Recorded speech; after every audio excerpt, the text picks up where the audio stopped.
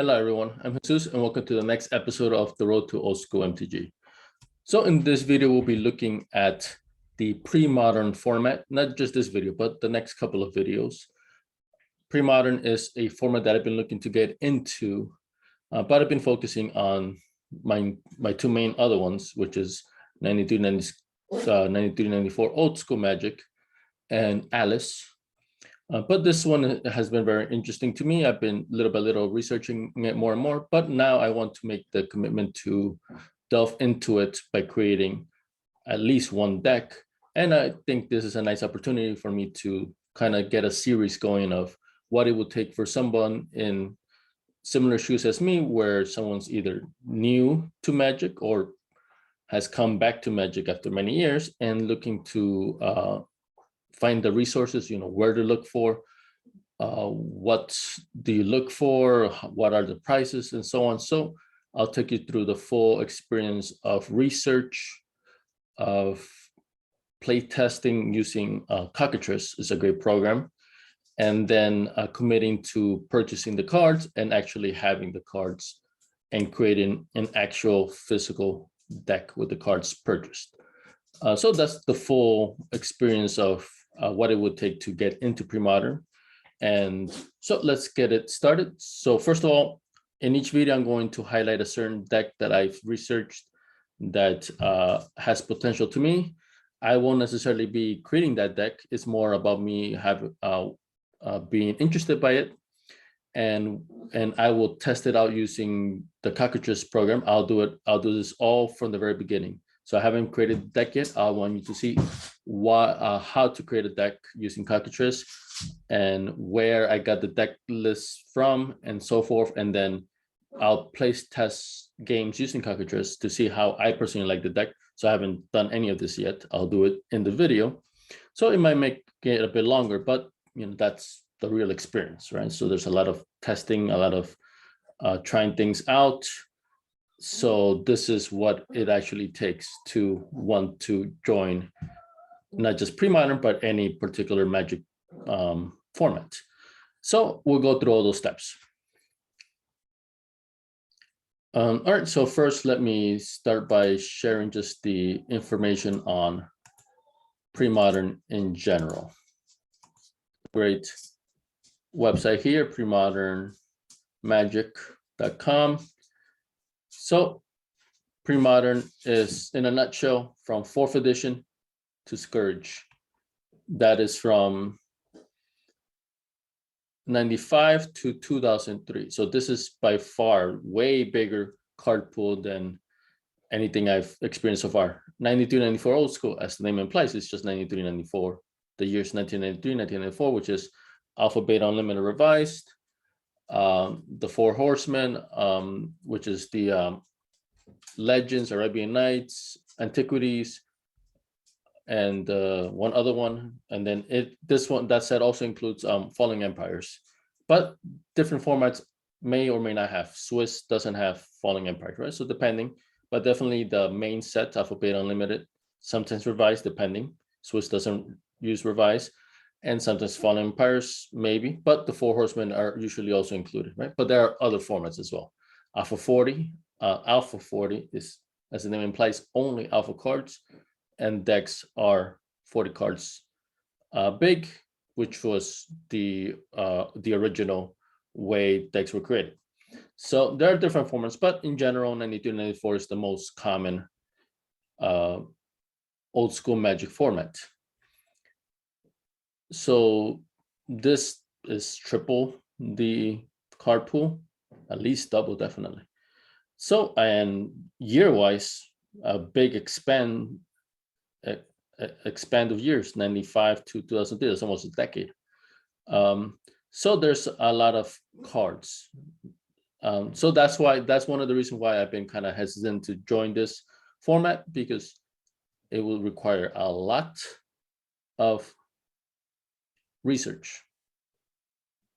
Just from the sheer size of the card pool, this must be just so many decks, but that's also what makes it kind of cool, right? So, and also a big reason why I want to delve into it is because I'm seeing a lot of very attainable decks in terms of price.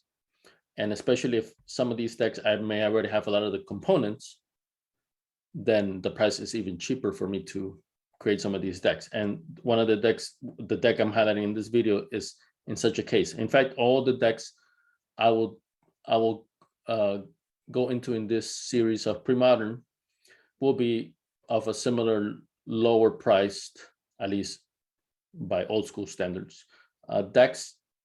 And because first of all, I've made a decently big investment in 1994 old school. I'm investing a bit more and more in Alice, definitely not as much, nowhere near, but I am investing in it.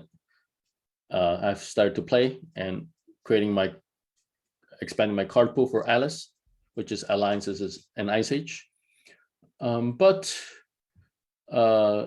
that's the reason why, I have to watch my finances. The decks that I'm highlighting will be top tier decks, definitely, but modestly priced. And honestly, I think that's most likely where most of the people interested would be on, right? So those who are hesitant to start something, mainly it'd be one of the big reasons would be the price. So I'm kind of addressing that here in these series of videos. So 4th edition to Scourge. The nice thing is that my Alice cards, Ice Age Alliances, will come in handy now in this format. So that's pretty cool. And I've wanted for Alice to kind of like expand into Chronicles, Homelands, because some of these sets were chronologically within this expanse, right? So I was always curious why Alice is strictly just Ice Age and Alliances. It must be because though that's technically the set, right? The groups, Ice Age and Alliances, were from the same storyline, right? So that must be it, but it's very limiting. But still, I'm having a lot of fun in that. It's pretty cool. But I like this one that has a bit more of those card pools, not just a bit more, but then goes way beyond. So that's pretty cool, right? But it's also pretty daunting. So I got to focus on what I want to do here. So this is the main, yeah, that's the same. All right, so that's the span of cards we're looking at here. So I've gone to mtgdecks.net. There are different formats that you can click on to see the decks. And I've chosen a Stasis deck. So several reasons. One is the price. This whole deck is valued at $200 something or whatever. Where is it? I don't know if it's in this particular. Okay, I think it's in the page right before. There we go. 384. What? Let's see. Where was it? Is it this one? Yeah, maybe it was this one. We'll see. But yeah, that's a big difference. This one from here to here. But it was from Vitor Silva. So let me see which one it is. I'm pretty sure it was this one, 15. Yeah, it looks like it's this one. I'm not sure about the other one. So sub $200. And I know I have a lot of these already. Well, maybe not a lot, but a decent amount. So this is what I'm going for. First of all, it will help me with my old school deck because I have been wanting to do a Stasis deck for that. So I'll be buying, I don't think I have Stasis yet. So I'll be buying like revised ones and so forth. Even though here it says from 4th edition and so on, I've seen people use older set cards. As long as it's the actual card within this range, you can, it's still a legal copy. So it seems like they're more forgiving in terms of that. So honestly, I have to double check on that.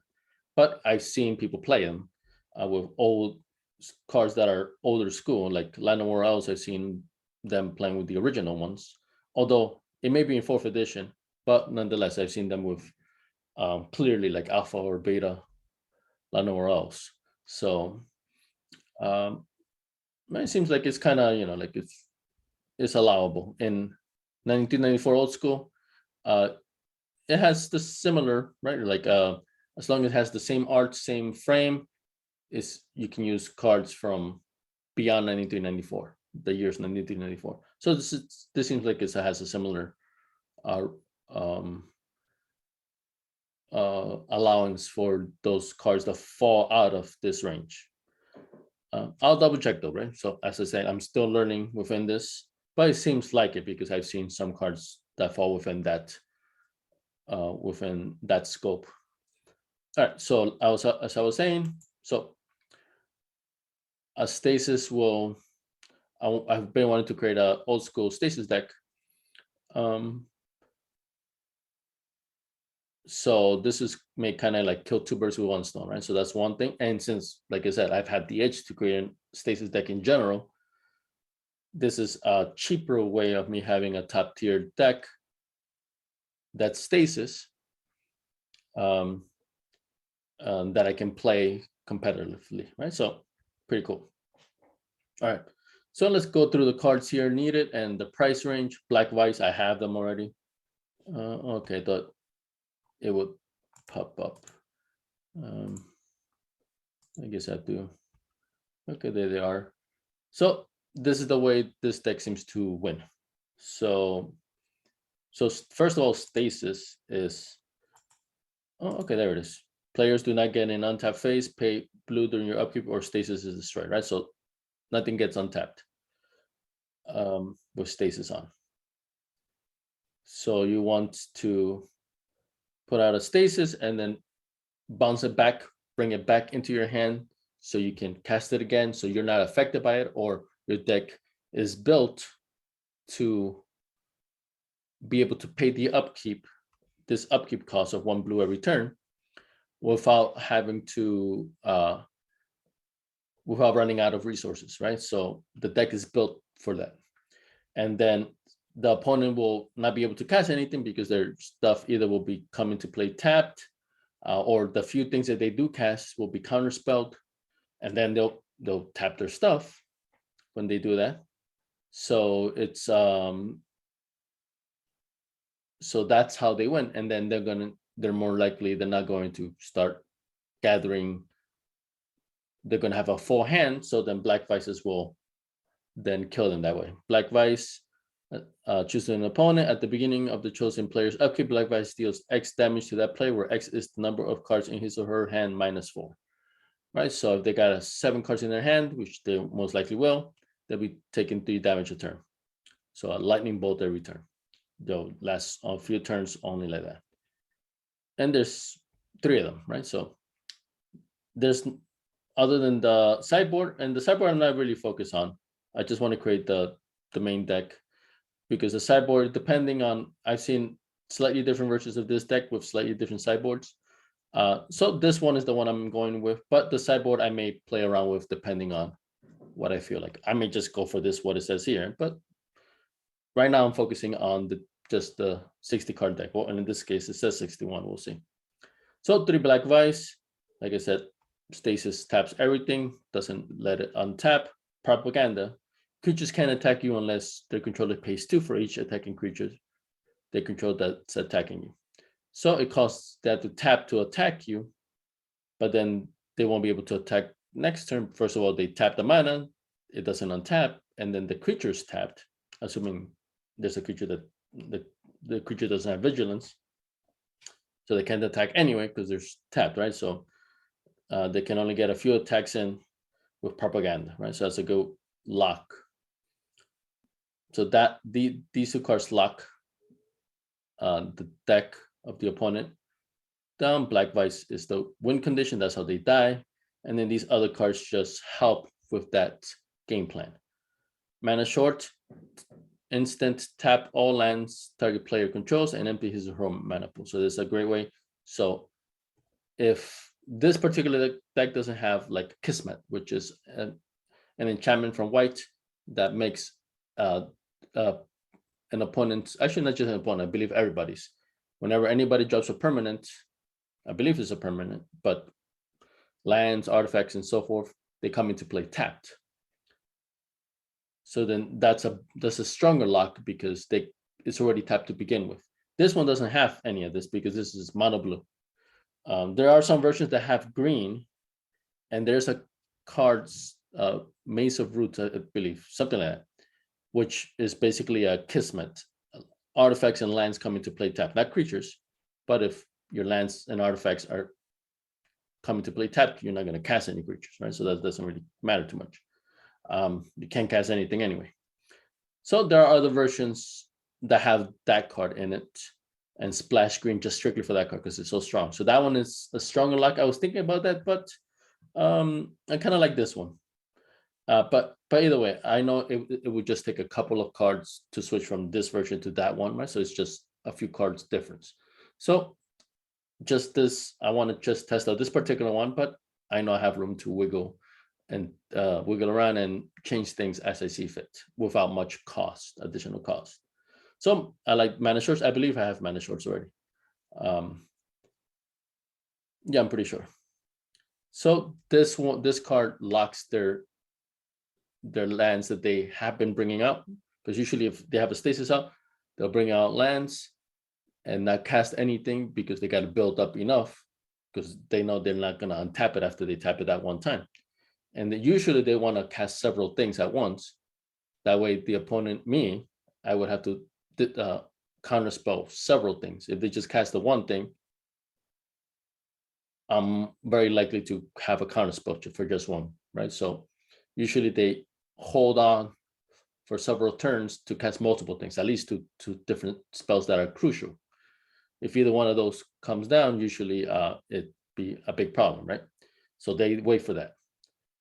So this card will punish them for waiting. It'll tap out all their stuff, all lands, right? And then boom, they'll have, not counting if they have artifacts, but it'll tap out all their mana lands. Thwart. So there's a counter spell, but you may return 3 islands you control to their owner's hand instead of paying Thwart's mana cost. So,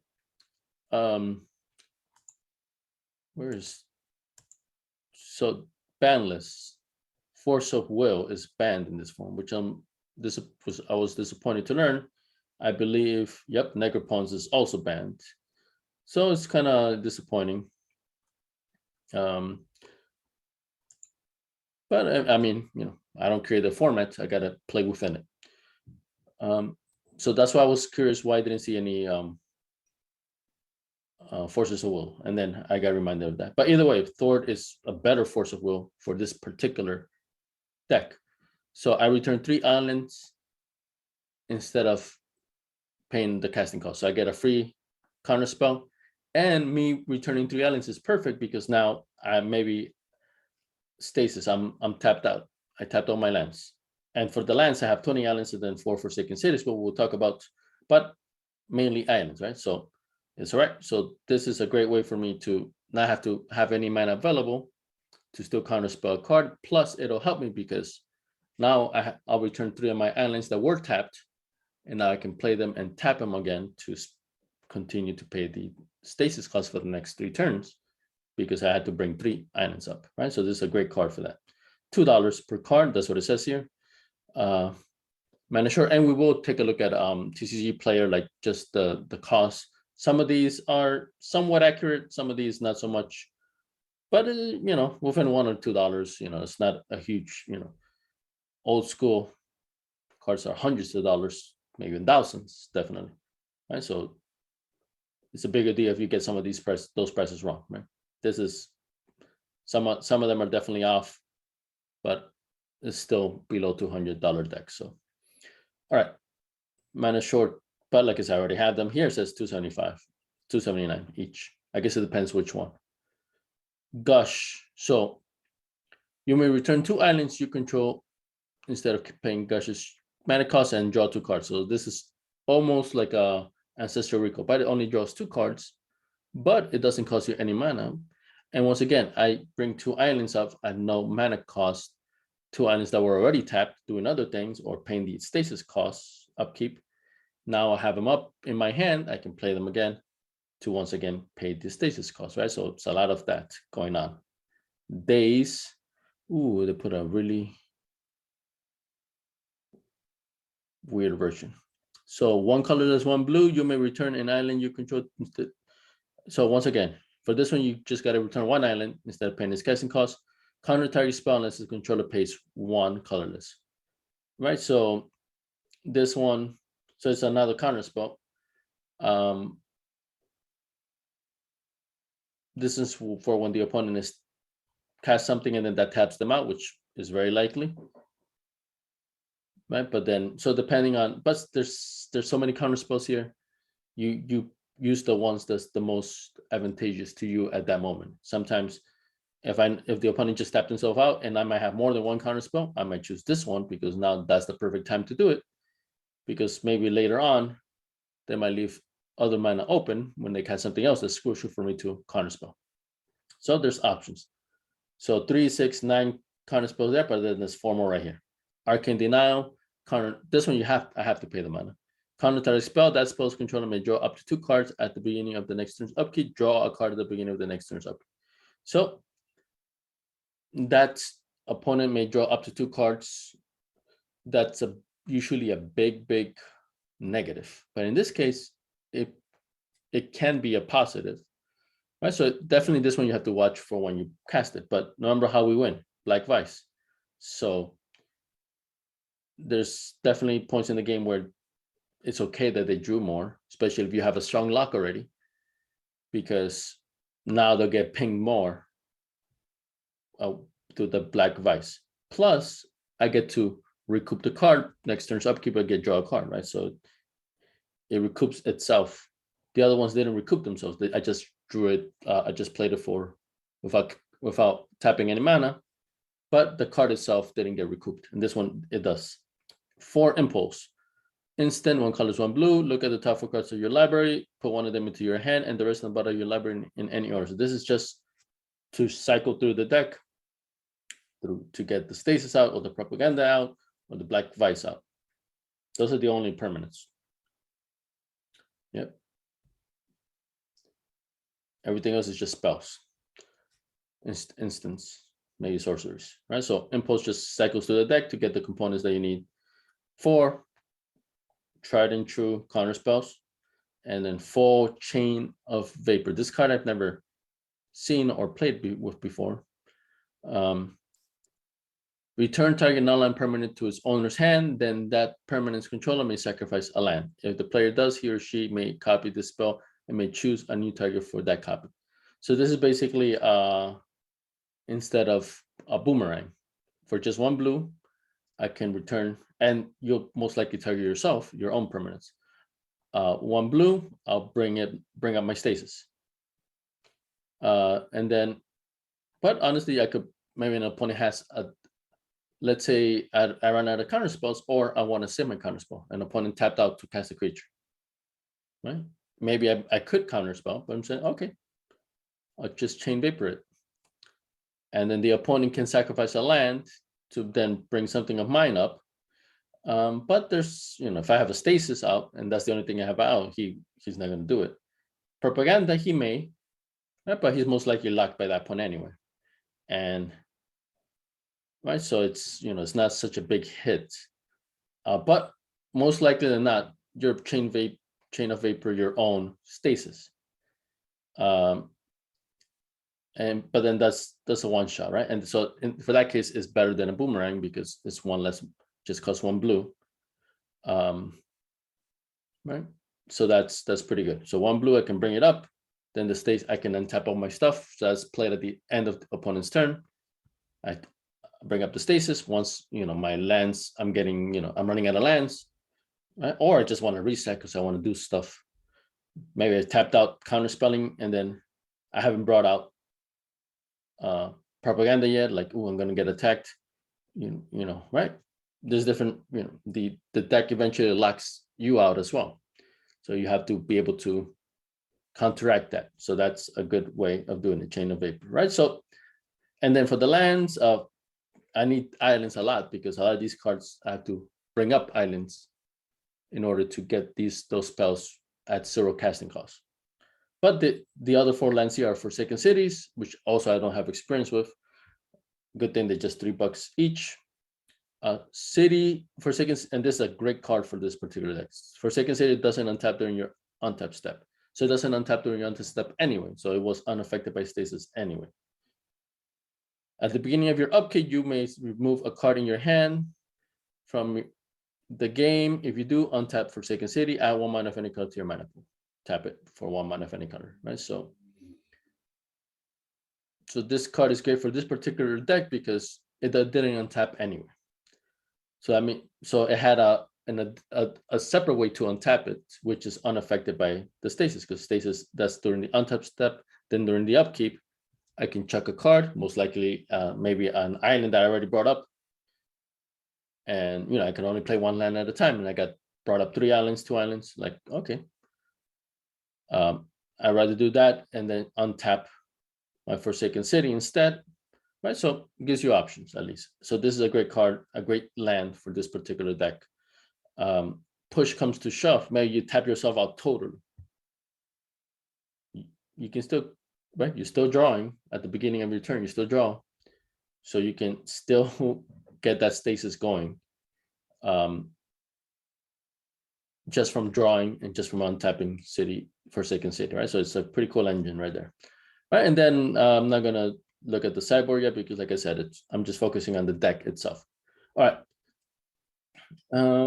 So these are the prices. I guess just to be thorough, TCG player, even though I made a video recently about that, I don't like, it's getting annoying. It's mainly ease.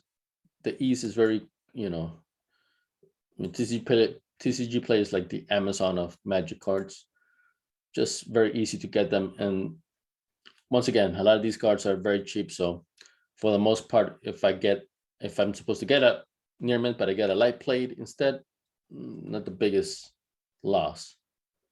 But I've definitely bought near mint and gotten heavy played, moderately played. That is a huge difference, right? So TCG player is definitely annoying in that case, but it doesn't happen every case. But the near mint one grade lower than what you ordered, that is extremely common, right? So heads up. Right, so I already have Black Vice, I already have Mana Shorts. Thwart, it says it's $2. How do you spell thwart? Thwart? Is that? Nah, I'm missing an H. Oh, I thought so. TH. That's one of those words that you don't usually use in everyday English. All right, so there's also this version, but it's like the price is so minor in difference. Might as well get the real card. Foil, that's different. I just want normal near mint. So $1, depending, and then $1 shipping, but that's for the full order. So I would maybe order from somebody who has more than one. Unfortunately, nobody has 4, but actually, do I need 4? Oh, this one has 3 anyway, right? So somebody who has, okay, so I guess close enough. Yeah, some of these are cheaper than others, but then it costs $1 shipping anyway.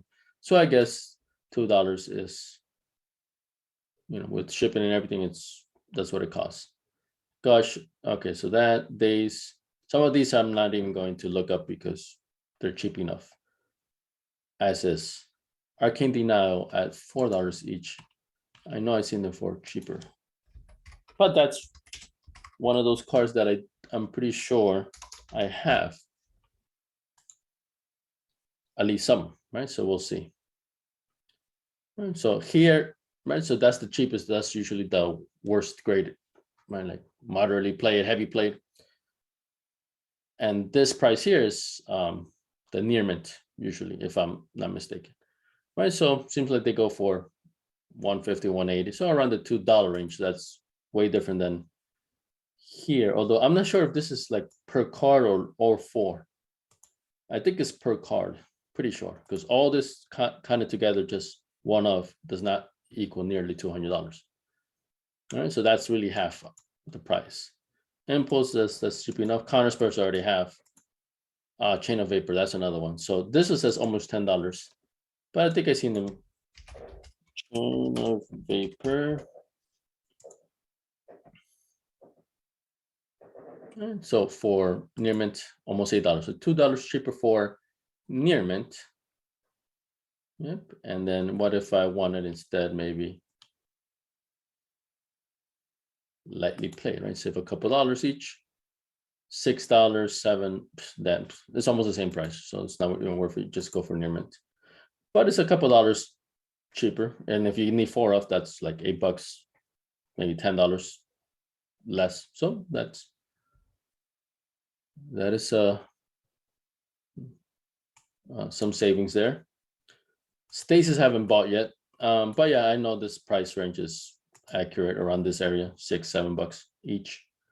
I would get them in revised though, right? So I could fit better in my old school deck. But it has the same art, same frame. So I'm pretty sure it has it in 4th edition. We'll see. So yeah, and that is one of the things I have to consider. Some of these cards, like I said, Stasis. I have to double check. In fact, I guess I should do that right now. MTG Picks. So this is a great website that you guys seen me use before. So I'm going to go to 4th edition because that's where it starts from. 4th edition. You see, Falling Empires. That's the cutoff. That's why Falling Empires wasn't in the list here that we saw previously. This one right here. All right, so 4th edition, blue. Does this have Stasis? P. Oh, there it is. Right, so yeah, if I buy a revised, it'll be perfectly fine because it still fits within the same art, same frame rule, right? Like I said, I got to double check on that, but I'm pretty sure it's permissible. But some of these I may have to double check. It may be that me buying the cheap, the older revised one may not be allowed, right? But I'm pretty sure that won't be the case. But I'll research that anyway as I build this, right? I'm not going to buy anything anyway today. This is more for research to see the feasibility and for me to test it out, see how I like this deck, right? So right now it's just a list, right? I haven't played it, I haven't tested it out yet. I haven't experienced it yet, right? Right, and I won't physically, but at least through the program Cockatrice, I will. All right, propaganda at $4 each.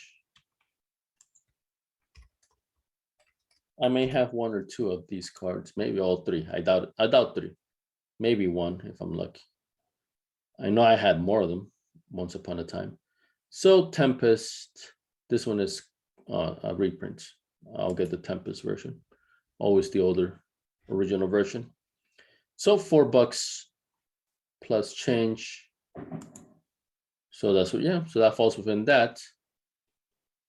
But maybe I want, but that's for the near mint. So I guess if it's, yeah, $4 and change, maybe a little more actually.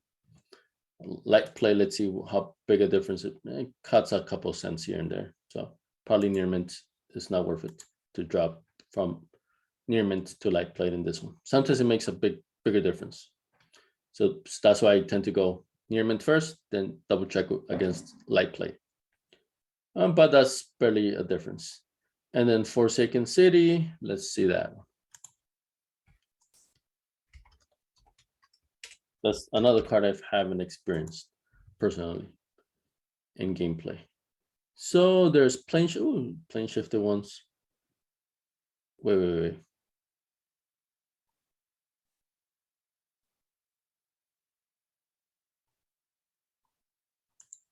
So Forsaken City. Okay, I'm not familiar with that list symbol. Okay, plane shift. Oh, okay. Yeah, I was under the impression, wrongly, obviously, that plane shift was strictly just a reprint set. It didn't have any original cards. because I know the list is a reprint set. But I guess there were some original cards in it. Maybe not. May this what I'm seeing here is wrong. But this symbol, plane shift symbol, it is one of the sets. So I just did a double take there. So it says $4 here. Here one for the list one, even though it looks basically identical, nearly identical. But I would always opt for the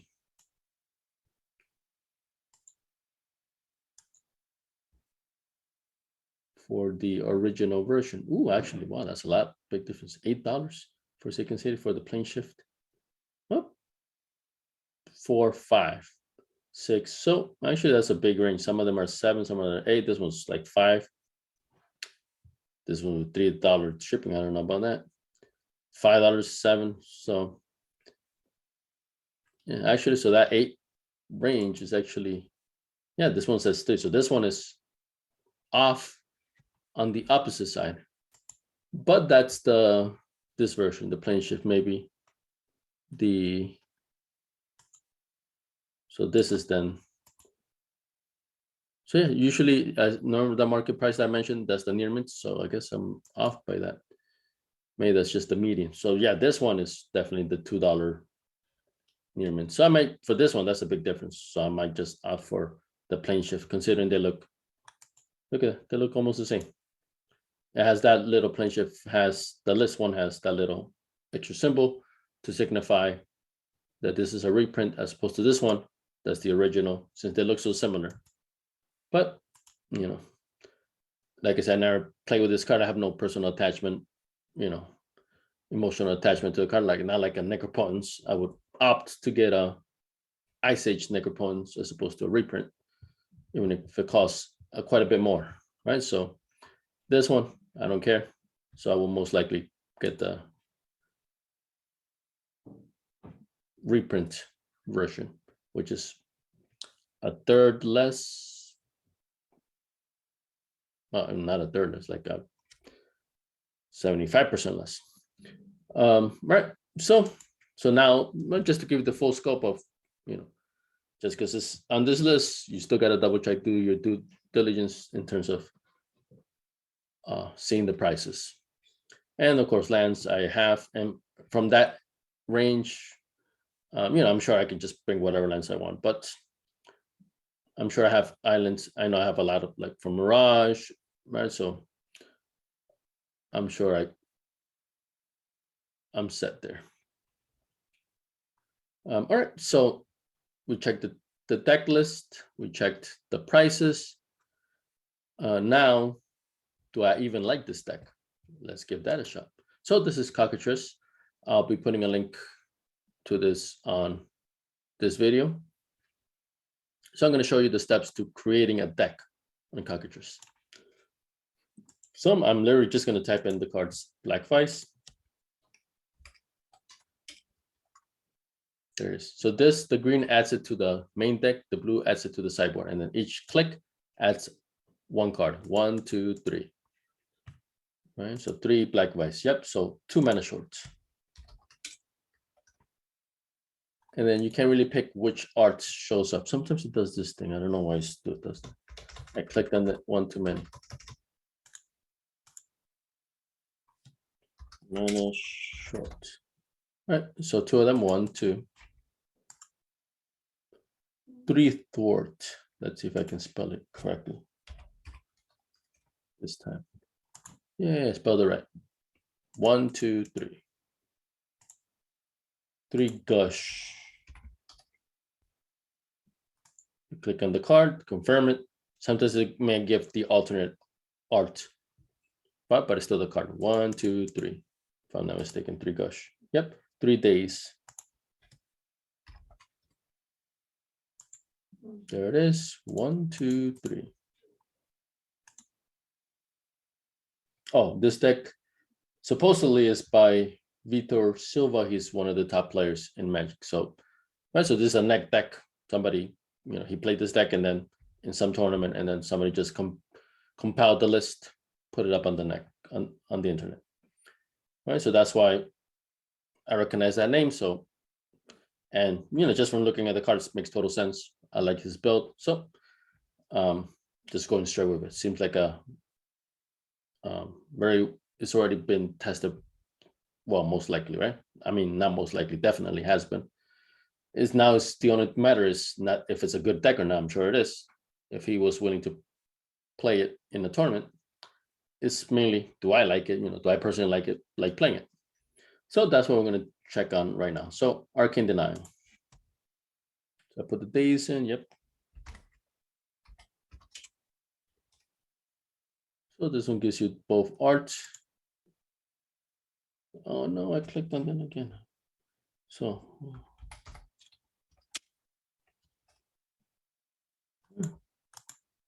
okay, there's, I think, 1, 2, 3, 4. I think Arcane Denial was 4 of. Yep, 4 impulse.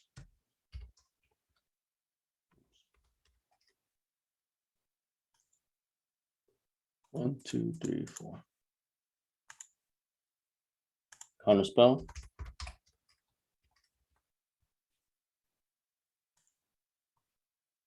One, two, three, 4. Chain of Vapor.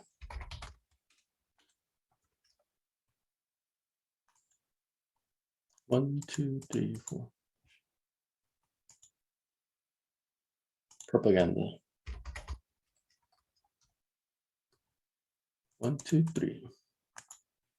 Stasis. Love that art. 1, 2, 3, 4. Forsaken City. 1, 2, 3, 4. Island, generic island. 20. 1, 2, 3, 4, 5, 6, 7, 8, 9, 10. 1, 2, 3, 4, 5, 6, 7, 8, 9, 10. 20. So yep, adds to 61 card deck. All right, so if it's good enough for Vitor, 61 card deck, I guess I'll use it as he listed it. So then Stasis Premodern, right? So giving the deck a name. And then deck editor, save deck. I already named it, just click on save. All right, so the deck is saved. Now I'm gonna go to Cockatrice, start local game, 1 player. So you can actually play with opponents, actual people using this. I might actually do that to show.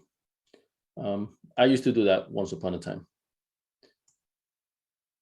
So now I'm gonna Stasis, Premodern, there it is. Well, so this is, I'm just playing mock games. So first it gives you a rundown of the card list. If it had the sideboard, it would also include the sideboard. Right, but we know what's there, ready to start. 1, 2, 3, 4, 5, 6, 7. So 7 cards, 3, 4, 5, 6, 7. All right, so I may have to double check on some of these because I'm not 100% familiar. So this one you may return.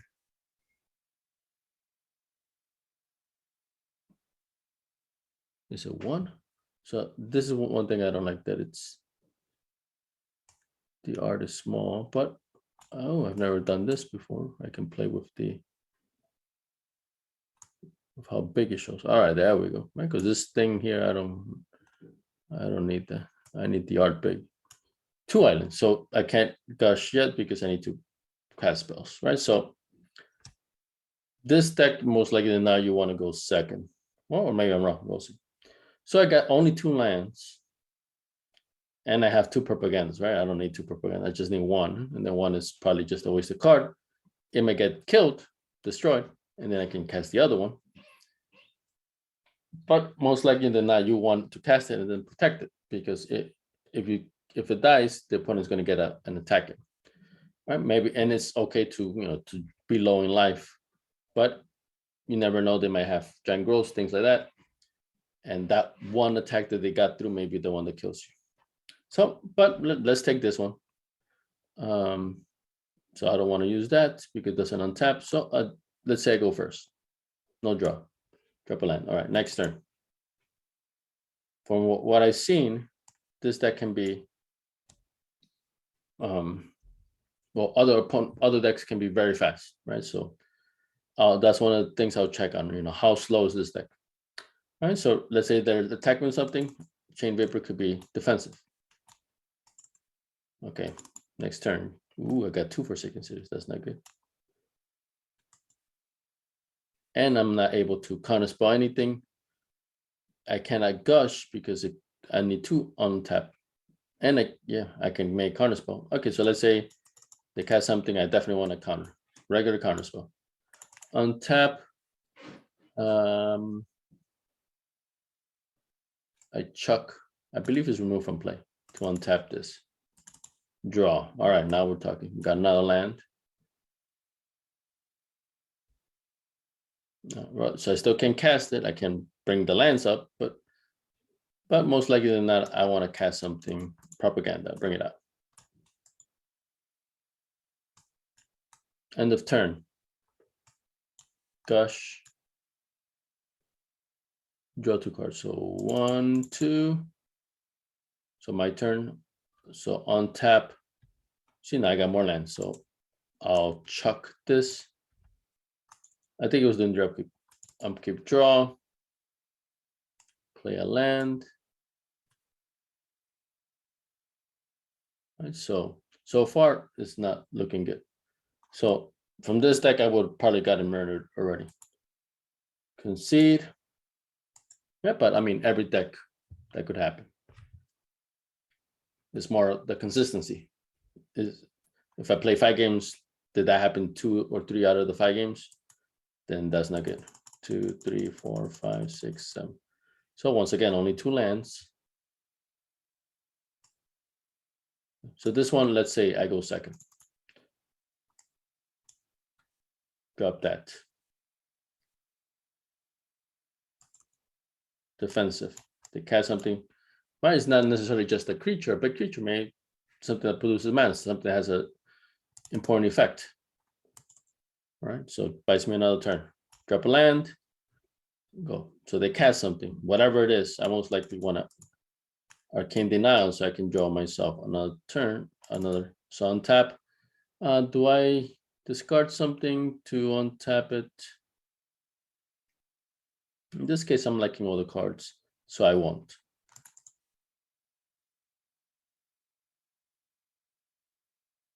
So during the next, draw a card at the beginning of the next turn's up. So during my own upkeep, I drew that extra land and then extra card. Oops. And now I draw my card. So then I get a land, so that's not good. So then the only thing I could do then would be Chain of Vapor to buy myself more time. Next turn, I have to discard something. Thwarts, because this is, I have to bring up 3 islands, which I'm not even close to having. Then I got another thwarts, right? So honestly, right now, this game is also not good. Concede, restart. 1, 2, 3, 4, 5, 6, 7. Oof, only 1 game. So actually, mulligan, right? So it is a mulligan. Right. Oh, that's, I mean, I was going to say a lot better is I got 2 propagandas. You only want 1. But then that's the one that I put on. Move to bottom of library. All right. So my turn, let's say I go second. Draw. First turn, Black Vice, pretty good. Next turn. So let's go to Impulse. Look at the top 4 cards of your library, put them back in it. Put one of them on top into your hand. So you draw 1, basically, and the rest you put in the back. So if this, you wait until opponent's end of turn, because that way, even if I don't have a counterspell, he's thinking I might have, right? So I'm bluffing. So I impulse end of his turn. So real top cards. View top 4. All right, so all lands. The Forsaken City is the one that I will put to my hand. Move to bottom of library. Move to bottom of library. Ooh, I had an Arcane Denial, actually. Let me put that back. I'll keep the Arcane Denial. Move to bottom of library. We'll see if that was the correct play. All right, so that was End of their turn, my turn, more land. So here I might cast the propaganda because this also prevents them from casting creatures because now they have to save the mana to attack. All right, so I brought this, slows them down a bit. Next turn. Ooh, now I'm getting mana flooded. Too much mana and not enough things. So whatever they cast, I'll counter Arcane Denale because I want to draw. So upkeep I draw, regular draw stuff. So vapors, this buys me time, which I guess is good, you know, whatever it is, but you know, I'm not getting the components. So I got 2 out of the 3, but the most important one is the stasis. I rather have a stasis than either one of these 2. Because without the stasis, the player will just cast stuff and not be affected by the black vice. And without the stasis, they'll just keep on bringing out land and land and land, and the propaganda may slow them down. Well, most likely will anyway, but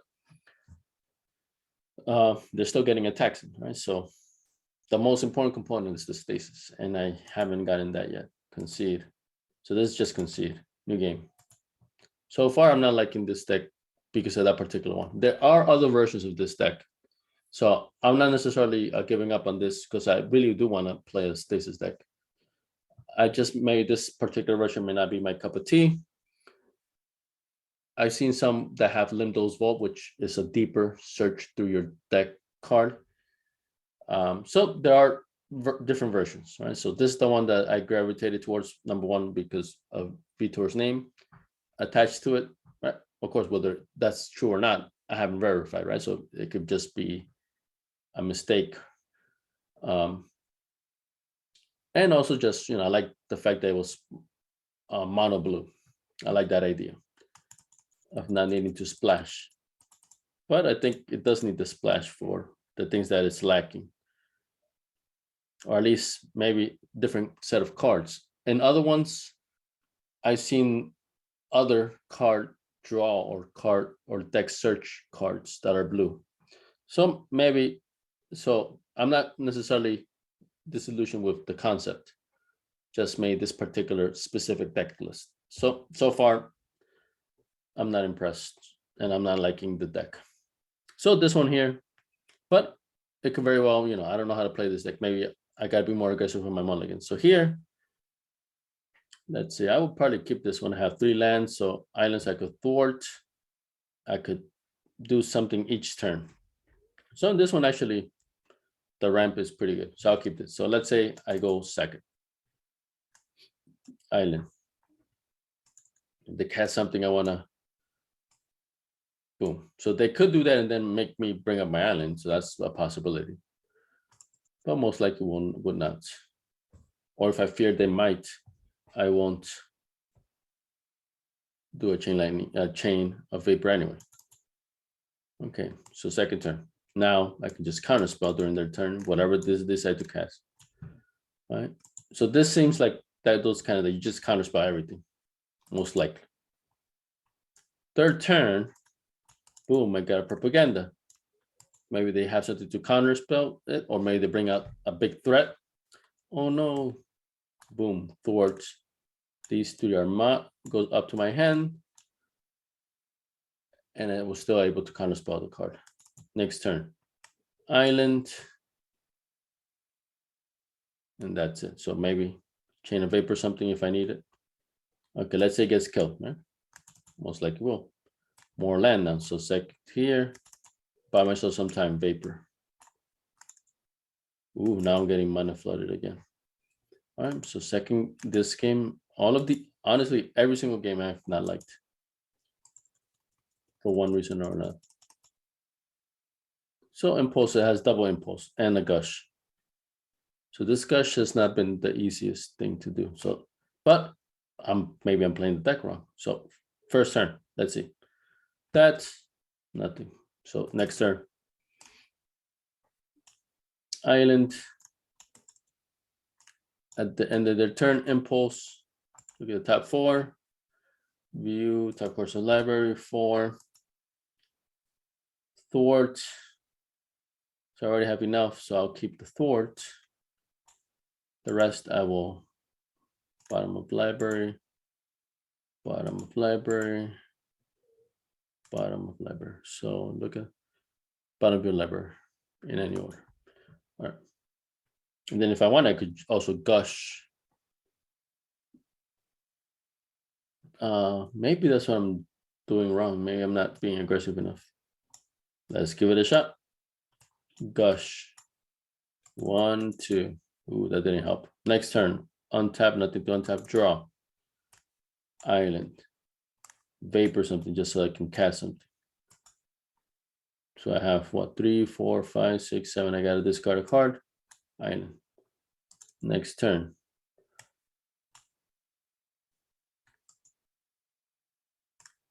I impulse. So I'm trying to find that stasis. View top cards 4. So nope. So this one is also gone. Concede. So this is a good reason why I'm testing this, right? So I really like this deck list on paper or on the screen. I thought it would work, and honestly, I'm sure it does. You know, I'm sure I'm not playing it to its optimum potential, right? But in the end, I'm the one who is going to play, right? Not Vitor. So for me, the way I, with my limited capabilities, I'm average, hopefully I'll get better, right? But, I'm decent enough, definitely. But for me, it's not working for me. I'm the one who has to play the deck. And there's 4 stasis. I haven't had in 1 stasis yet, have I? So let's see. So it's a good thing that this is a good way to test things out, because even though maybe just from looking at the list, it seems promising, you really like it, unless you have those cards, you can't really test it out. But not through Cockatrice, you can, without having to invest anything. But this deck list, as I see it, not a fan. All right. So now let's be more aggressive. Let's mulligan until I get a stasis. No stasis, so I'm going to mulligan again. So that's 2 mulligans. I will do 1 more. All of these I never drew a stasis. So honestly, that's partly bad luck. But I'm not going to test out anymore. I don't like this deck list. So then what do? I will go back here to where I found the deck list. And, I'm not going to test out. I'm not going to go, it'll make the video even longer. But, now I will have to look at other versions. So there's another one that he did. I think this is a different one. Yeah, this one's more expensive. Let's see why this one's more expensive. What card? Oh, he has no rod is $110. Once upon a time, like several years ago, I sold my 1 no rod for like 10, 15 bucks. 60. 85. So it is. Yep. I mean, near mint is 970. Okay, let's see. Lightly played. Oops, it's not a big difference. You probably. Oh, let's see. I have both of them clicked. Light played. Yeah. Close enough. So that definitely in the 70, 80 range. So not as expensive as this says, 110, but it's not cheap either. So that's the reason why this particular, everything else seems like 3, 4 arcane, 4 impulse, 4 cardinal spells, 4. The deck list is exactly the same. It's just literally just the sideboard is slightly different.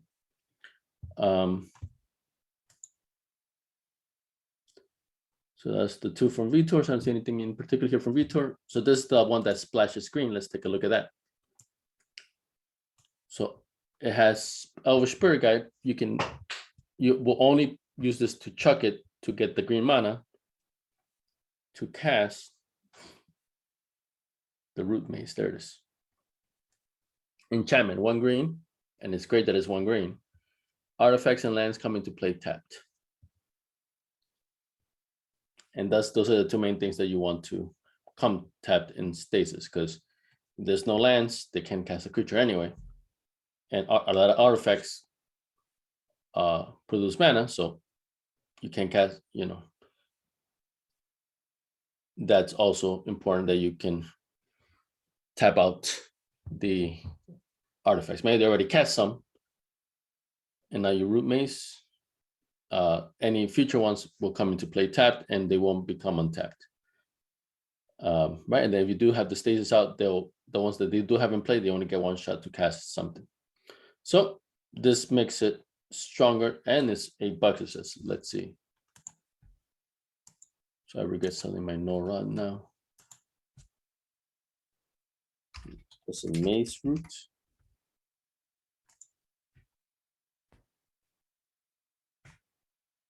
So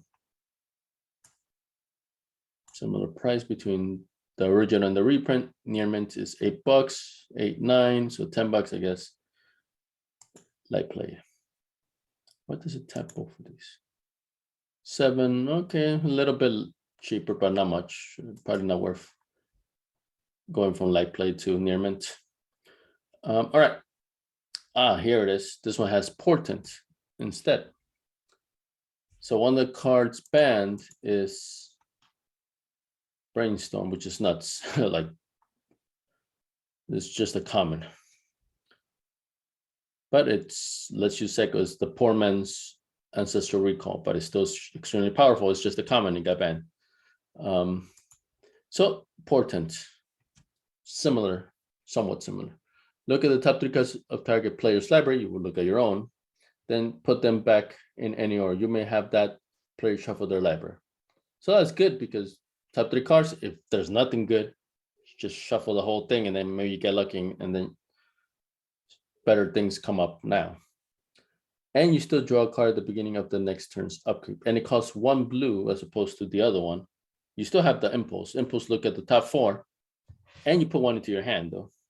But this one is close enough. You only look for 3, but so the 3 cards you had to put it back, but you pick the order, or you shuffle the whole thing. So that's different than impulse. Definitely impulse is better for that, but that's why there's 4 impulses and only 3 portents. But between the 2, you need more sifting, because just that 4 impulse didn't do anything. Like, I never ever got a Stasis in all those other games. So similar. This one has a boomerang actually. So which one is the one that brings it up? Gosh. So it has Chain of Vapors, but they still opted for 1 extra boomerang. So 2. So this is only 2 cards, but I'm kind of liking that. Yeah.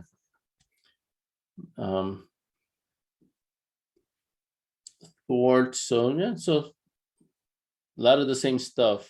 The main difference is this one, it wanted more bounce, so I added 1 extra at the cost, I guess, of 1 mana short.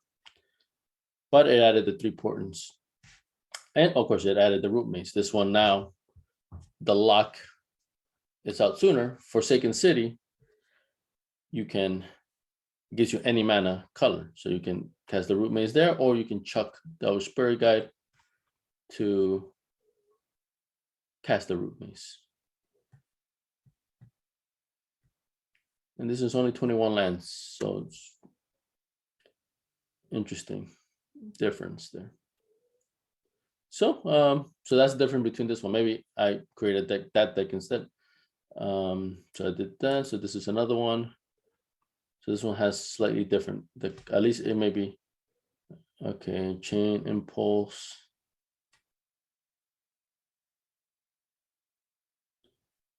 So yeah, this one has the portent as well. So it seems like just the sideboard is the main difference there, but it has that portent that the other ones didn't. So I like that aspect of it. And I have seen some other ones that add black for the Limdo's Vault. So this one, foil. What is foil? Oh, so this one's different. You discard cards.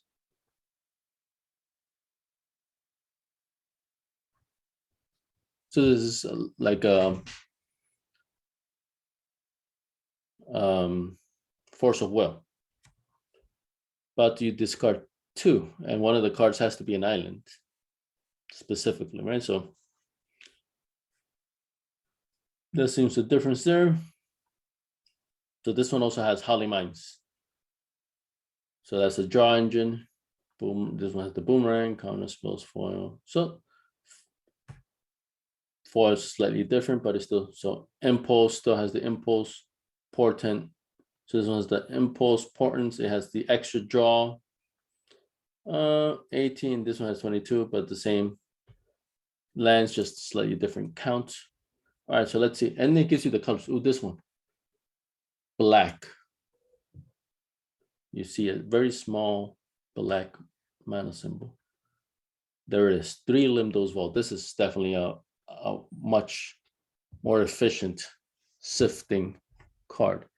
Look at the top 5 cards of your library, as many times as you choose, so you can keep on repeating this process. You may pay 1 life, put those cards on the bottom of your library in any order, then look at the top 5 cards of your library. Then shuffle your library and put the last cards you looked at this way on top of it in any order. So look at the top 5 cards of your library and then put them back in any order, and you can pay 1 life to keep doing that. The final time you do it, you shuffle the rest of your deck, and then you put the latest 5 cards on top of it. So you can definitely go through your whole deck with this. Well, let's see. Yeah, actually, yeah, you could. So that's why Limdo's Wall is way more potent. Let's see, $6 it says here for each one. That's in, I may have 1 or 2. We'll see in my personal collection from way back in the day. Limdo's Vault.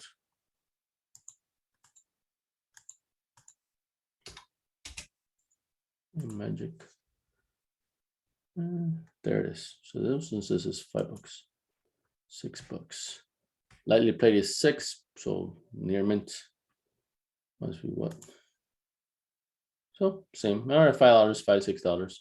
Not much difference near mint and light played. So yeah, that price seems accurate. All right, so then this one, so it has less impulses because Limdo's Vault is way better. It has only 2 chain. I can deny and counter spell days. This one you only return an island. So these are more harder counter spells. Foil. So this one opts for discarding cards. So this one is way different. It doesn't make you return islands. So in a way, that's a negative, because then if you have a stasis, you're not going to get those lands again. So far, there's that. So let me see if the other cards negate that negative. So this one only has 1 propaganda as opposed to 3, and the other ones standstill. So this is a different one. When a player places a spell, sacrifice standstill. If you do, each of that player's opponents draws 3 cards. That's a nice card. When a player places a spell, sacrifice standstill. If you do, each of that player's opponents draws 3 cards. So you cast standstill. So that's after you have a stasis out. You cast standstill, right? The opponent has to do something. Because if you have the stasis and Forsaken City combo, you're drawing a card anyway. So you always have a card to remove from your hand to untap it, right? And then that doesn't cost any mana. You're just always going to have that available, so you can keep that indefinitely. Of course, and then with the Root Maze, their lands and artifacts will come into play tapped to begin with. Right, so that's a strong lock. So I'm liking this particular version. It has the Limdo's Vault. It has the Root Maze. I like that. I like that stance though, but I'm not, I'm not convinced 100%. So in this one, I'm seeing like it has that stronger lock, but it has less ways to bounce the stasis. So I have chain of vapor, only 2 though. Counter spell, days, propaganda, standstill, stasis.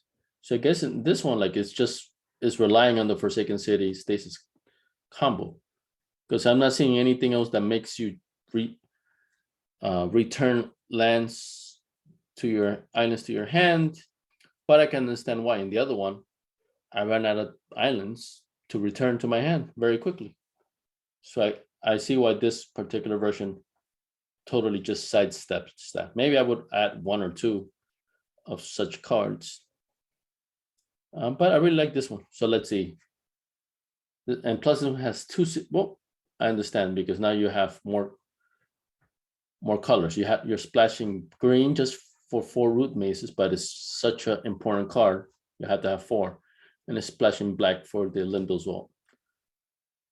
And there's only 3 of those. So because of those 2 additional color types, you have to be able to cast that. So see, the brass I already have.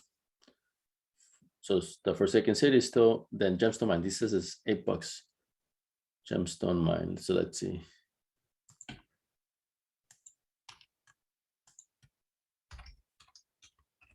I may have 1 or 2 of this. I doubted it.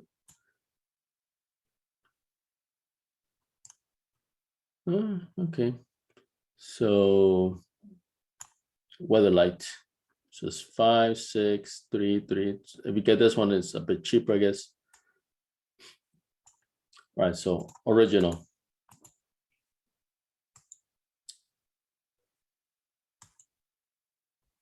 So 5 for light played. So $5-6 for near mint light played. So similar price. Now let's go for this one. This is the cheapest. So 5-6, and then for near mint light played. So half off for near mint. I mean, it may not be worth it. Just buy the real one, the original. All right. But I mean, you want to shave some dollars, you can do that option right there. So a lot of these, even though it says not terminally illegal, I've seen a lot of these gold colored cards in the deck, right? So remember, Premodern is not officially sanctioned. It's a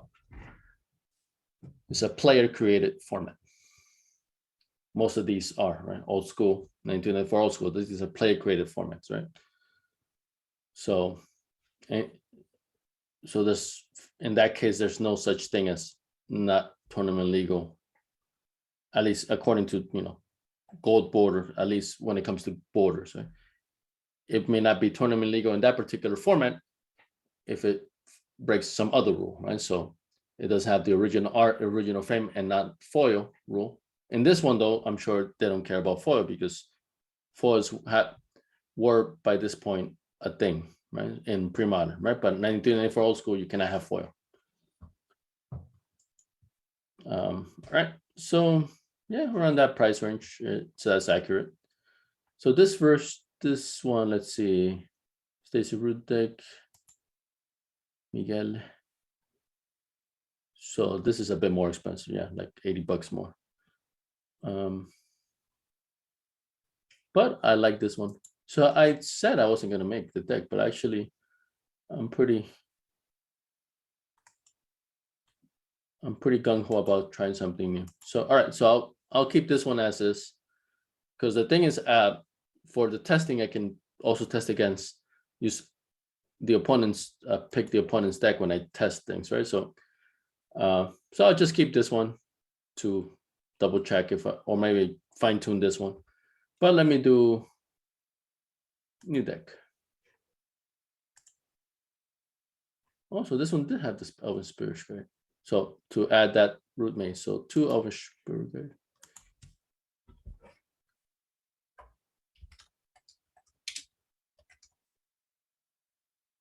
Sometimes you don't have to spell the whole thing out. Black vice. 1, 2, 3. I believe it's 3 black vice. So still black vice is the win con. 1 mana short.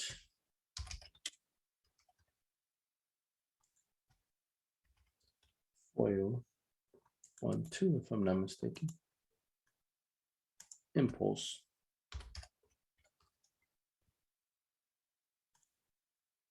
1, 2. Chain of vapor. 1, 2. Those vault.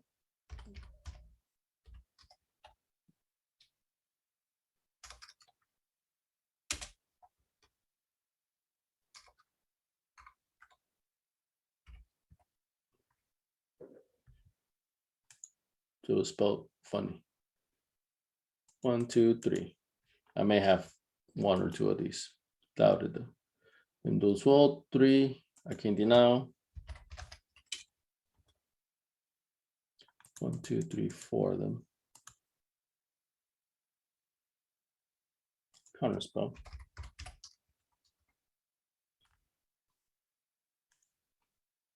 1, 2, 3, 4 of them. Days.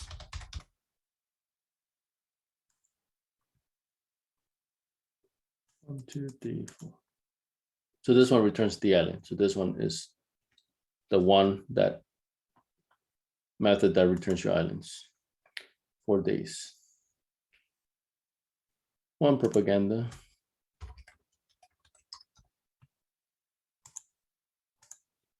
Yep, I'm not surprised they have an extra one in the sideboard. Standstill. Oh yeah, that's that one.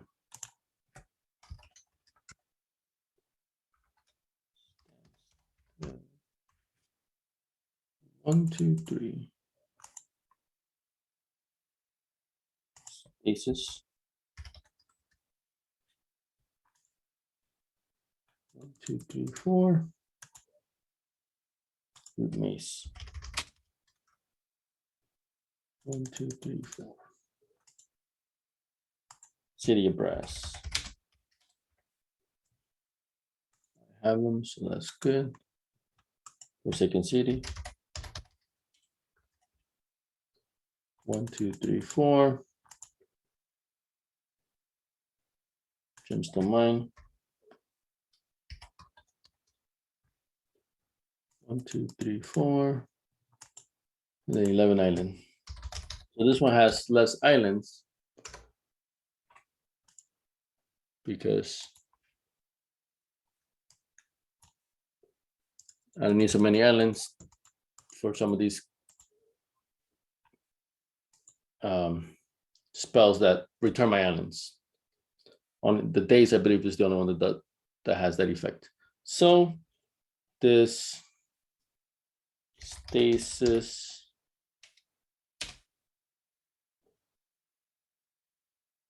blue, black, green, Premodern. Save deck. And now let's test it. Start local game.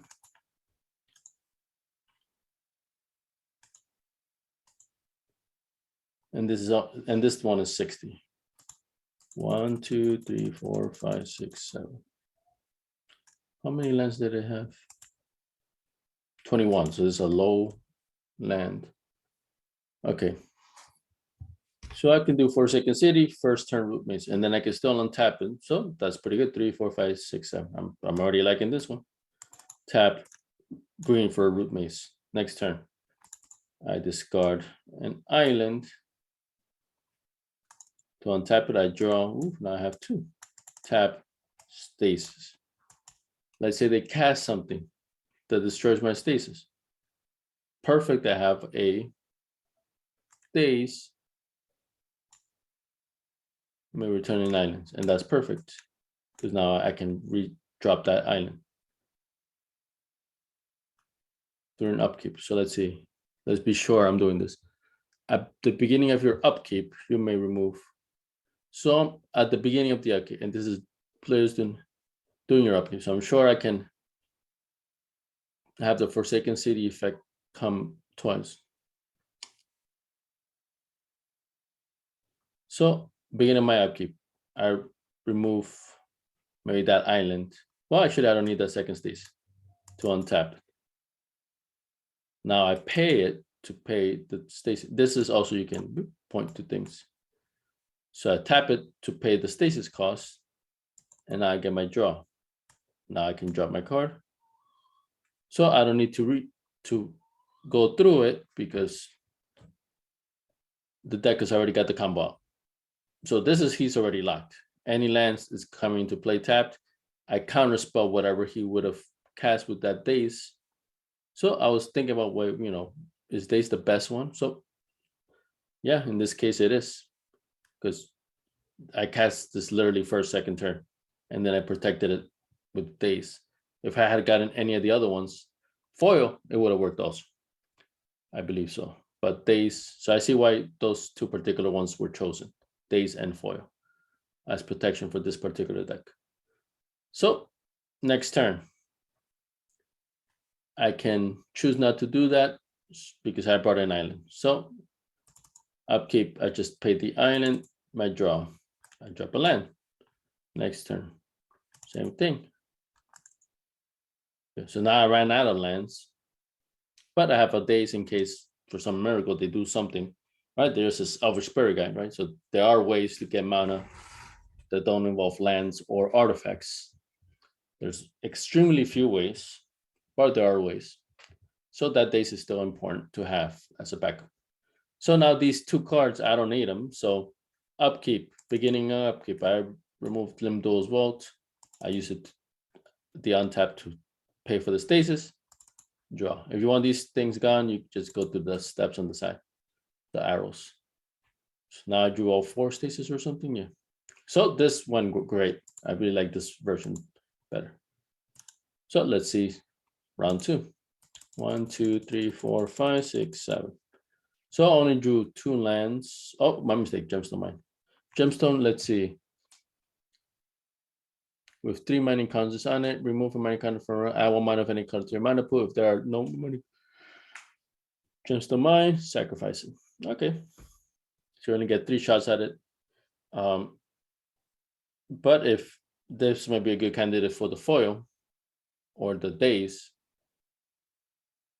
I mean, for the Forsaken City, right? Because you were going to get limited amount of mana anyway. So there's the foil. Discard an island, has to be an island. And another card. Then pay the spell's mana cost, counter target spell. This one is just straight up counters. So it's strong, but I couldn't foil anything at the moment because I have no island. So first turn, I have the Elvish Spirit Guide to give me that green, but I don't have anything else. I could first turn standstill. That's a great thing to do, actually. So I see the value there. So turn 1, Gemstone Mine, Elvish Spirit Guide, give me an extra mana, blue, standstill. He's got to cast something. But most likely than not, he's not going to let this stop him. He'll cast something. So boom, I got 3 cards out of this. 1, 2, 3. Yep. And here it gives you a rundown of what you've done in case you're not sure if you drew enough cards. Right here it says draw 1, draw 1, draw 1. So I drew 3. All right, next turn. Untap, you can click on the untap it, untap it for you. Double click for 1 draw. Drop the island. So I'm still not. And then, so there's 3 counters on this. It doesn't matter what color. I already used 1, so it has 2 left. Once all the counters are removed, it gets destroyed. So I can use the black. I can cast it for. So did I play a land? Untaps the permanence, untaps, draws, puts island. So I did play a land because I'm thinking maybe the City of Brass is better. But either way, I got to tap it for mana anyway because I need 2 mana for the Limdo's Vault. So I'll tap it. I'll get a black mana out of it. Remove counter. Cast Limdo's Vault. Look at the top 5 cards. You tap cards of library 5. I need that stasis number 1, the root maze number 2, but just with the stasis and then some counter spell backup, which already have a foil and a daze. So daze, return an island. So I already have one in play to return. So as I could daze, or I could also foil because I have an island in play in my hand. I mean, so this one gives me the stasis, gives me a propaganda, counter spell. Yeah, I like this one. So I would, right there, I would just keep it. Now I can set, put them back. So I don't need any different color lands anytime soon. So Gemstone Mine, I'll put that, move to top of library.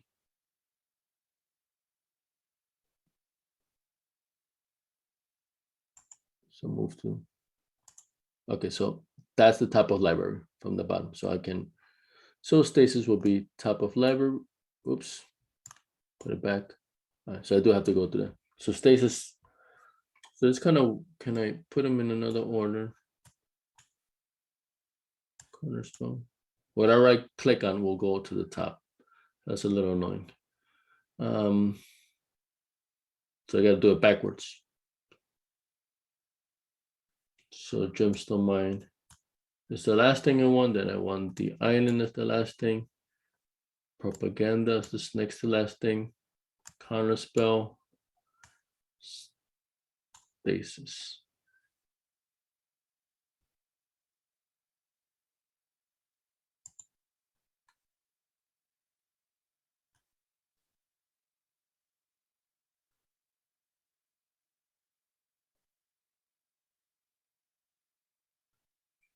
Okay, top 5 cards of your library. As many times as you choose, you may pay 1 life. Put those cards on the bottom of your library, then look at the top 5 cards of your library. Then shuffle your library. Oops, I forgot to shuffle. Well, but this is just testing. Shuffle your library and put the, so I was just double checking if I draw a card or not. I do not draw. So I did that, but I know what I'm getting next. Next turn, untap, draw. You can click the untap here, it taps everything, or you can just individually untap things by double clicking. So I get the stasis. I won't play an island because I want to have one in hand. But Forsaken City, that's perfect because now I can stasis and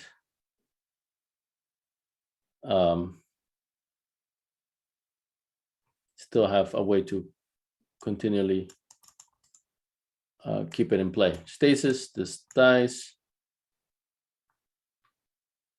So let's say they cast something, either I foil it, I have an island, I could discard the impulse. I don't need to, I wouldn't say I don't need to impulse, but stasis is the most important component. Whatever they cast, I can just counter spell instead.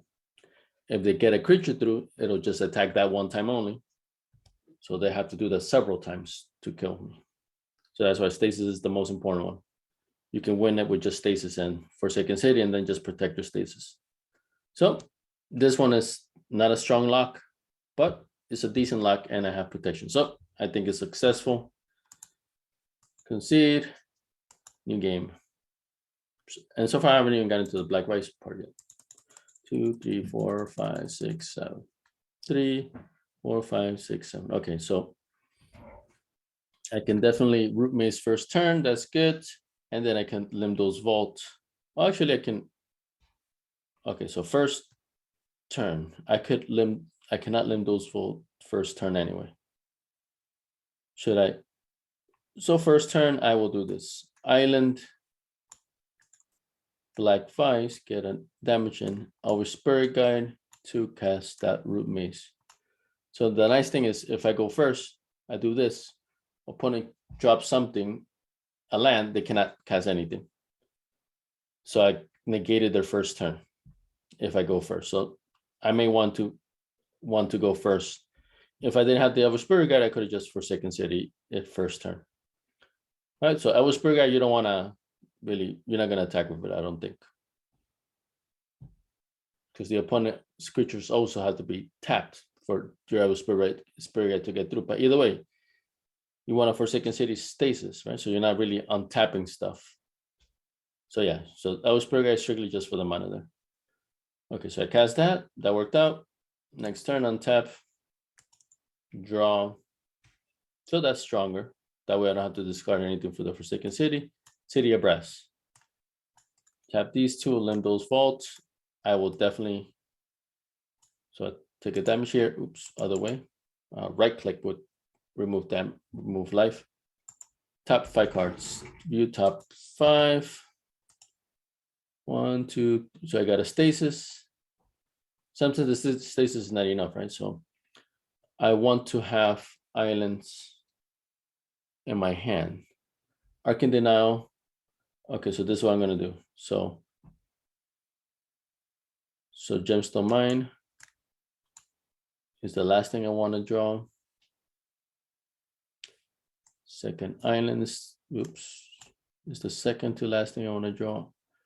Arcane Denial. The next island and Stasis. So I'm going to draw Stasis, Island, Arcane Denial, Island, Gemstone Mine.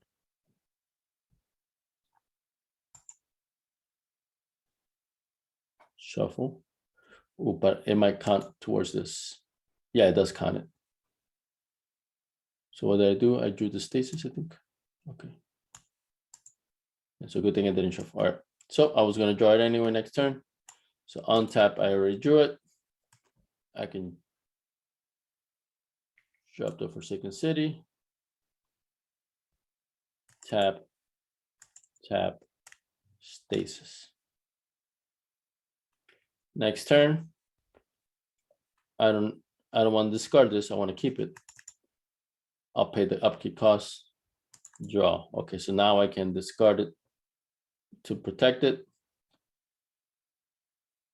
Or I can chuck, I may have to chuck it anyway for the days, right? So, but honestly, actually, I forgot about the root mace. I do have great protection right here. Anyway, so next turn, Forsaken City, I have to discard something. So maybe keeping that second island would, right after this would have been best. And so, I'm still learning. But the thing is, am I getting the components of what the deck's supposed to do out? And this one, I'm getting it every single time. So I like this version a lot better. I may tweak little things here and there, like the standstill. I really like that.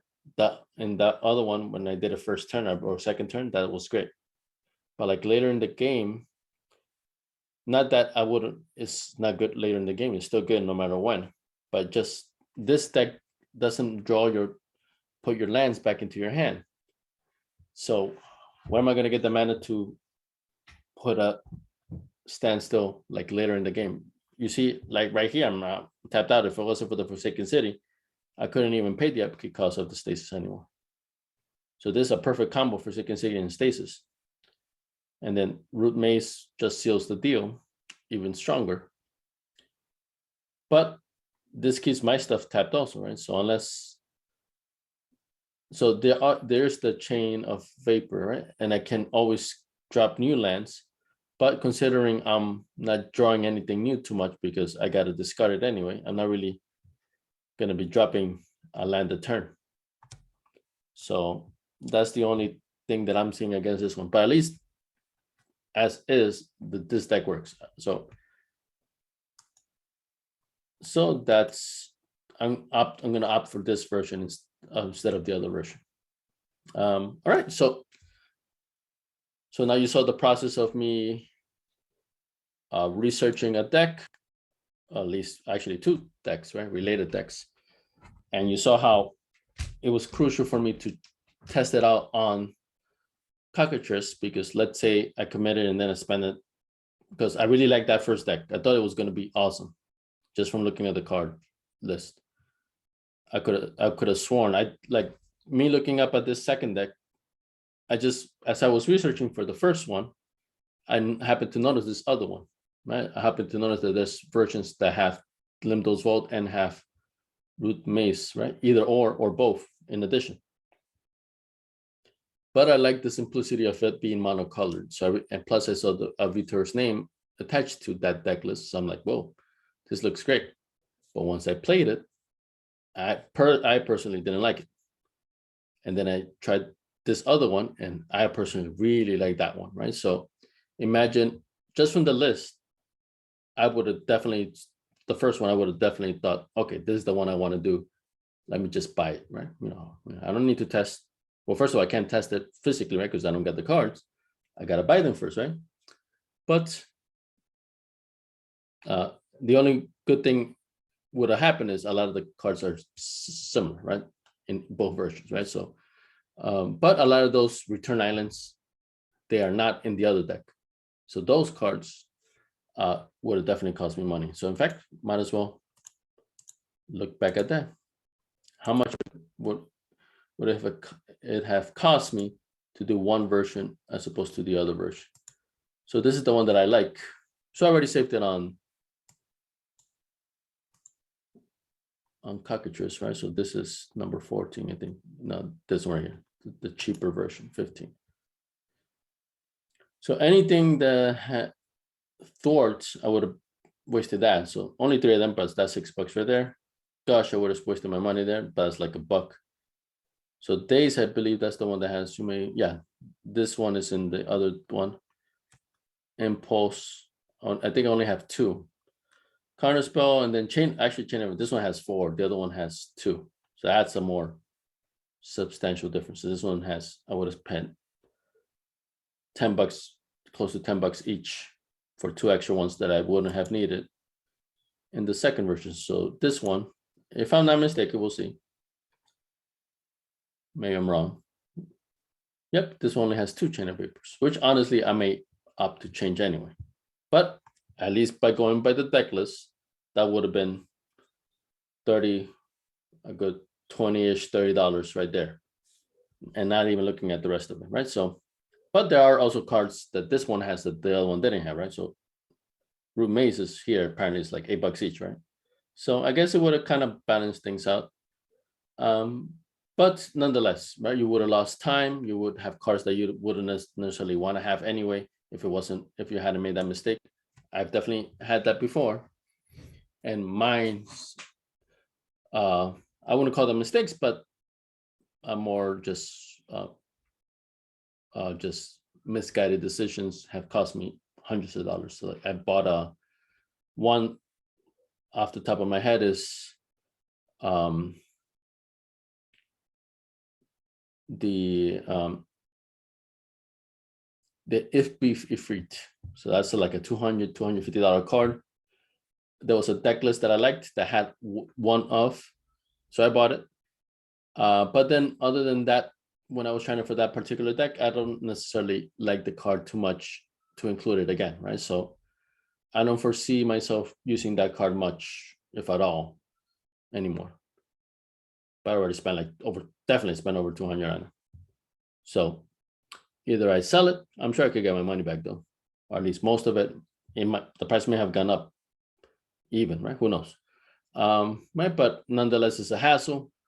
For me, since I don't particularly need the money, I'm keeping it. Plus, I still want to have the option.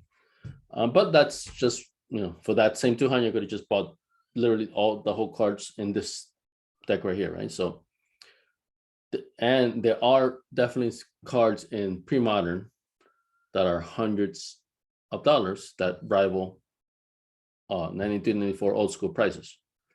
So $400, $500, $1,000, or at least close to that, right? So there are cards like that, but they're rare, as opposed to in 1994, there's a whole bunch of them that are several $100,000, right? So in Premodern, that's more the exception than the rule, but there are a few. But for the most part, this is the ballpark: 100, 200, 300, 400, depending on which deck you're playing and which cards the deck uses. But for this series of videos, I will be opting for more moderately priced decks, but that are still top tier. And so you guys just saw me check 2 out. The first one, I swore it was going to work. It didn't. Good thing I had Cockatrice to test it out against. Then I tried the second version. I love that one. So I'll be, if I do one of the versions, I wouldn't even do the first one at all. I will maybe, because I always like to tinker, right? I may just change a couple little things here and there, right? That those standstills, I'm still not sure about that, but I'll play more on Cockatrice and see how much, how I like it, right? I may change my mind on it, right? But just initially, it seems like I would prefer a couple more of those return islands to owner's hand spells, type spells, instead of the standstill, or just taking out one or two of them and not just taking all three out, right? Because I do like the idea of standstill, right? But maybe just not three, but we'll see, right? But definitely, in general, I like the idea, and in general, I really like that second version. So, and then another reason why I might make this second deck, right? Because I want to, through these series of videos, I want to test out other decks through Cockatrice, see which one I like. But if I have a lot of these cards already, and I see it's not such a big investment, I might just, that's why I might still do 1 hour or two. If I just see it like, maybe just, I have a lot of these, it only takes me $100 to get the rest of the cards that I'm missing, right? So that will definitely come into play because it's not such a big investment. And then it gives me more playability if I have more than just one deck, right? So for now, I'm in just the testing phase, just the trying things out phase. Next video, I'll try a different deck, just a different idea of what the deck wants to accomplish. I know I'm looking at most likely an elf deck, right? Or at least a Winnie deck. Pretty sure it's an elf deck though. So I'll look at that. I'll do the same thing, look at the pricings, look at different deck lists, try it on a Cockatrice. So I'll do this for a few of the decks, and then I'll make my decision about which one I'll commit to buying the cards for. And if the price is not so bad, I might do more than just one deck, right? So that'll depend. I got to look through my collection, see how many of these cards for this particular deck version, the one with the Limdo's Vault, I have the cards of, and then that might tip the scales in one favor or another of which deck I might do, or which decks I might actually commit to buy, right? So, but so far, off to a good start with this second version of the Stasis deck. So I'll do a few more videos in this series because I need to also learn more. So this is a nice thing about it. I'm really analyzing the decks. I'm really understanding them. Even if I don't necessarily decide to create this deck, maybe in the other videos I look at other decks and I like them even more, and I have to do those instead. Nonetheless, I know I'll be playing against a Stasis deck eventually, right? So it's good to know it anyway. So, and I become familiar with a lot of these cards because a lot of these cards I've either forgotten, need reminding, or never even seen. So that was one of the reasons why I was hesitant to go into Premodern, because I needed to do a lot of homework. But this video series is kind of killing two birds with one stone, testing things out. Plus, I'm learning more. I'm learning the cards more as I test things out before I even spend a penny on anything, right? So it's helpful in that way as well. So you guys will be learning along with me, experiencing the full experience of research, testing through Cockatrice, checking prices, considering your prices in your decision, and then eventually deciding what decks, what cards to actually purchase, and then until I have an actual physical deck or decks to show you guys. And then just like I did for my old school, I'm just letting you guys know how I've been doing for those, and maybe record a video here or there of those Premodern decks that I make in action, right? So, but that's in quite a bit more into the future. There's a lot more testing to do, a lot more research to do, a lot more learning to do. That's where I'm at right now. But you guys will be here along the way as well. So thank you for watching.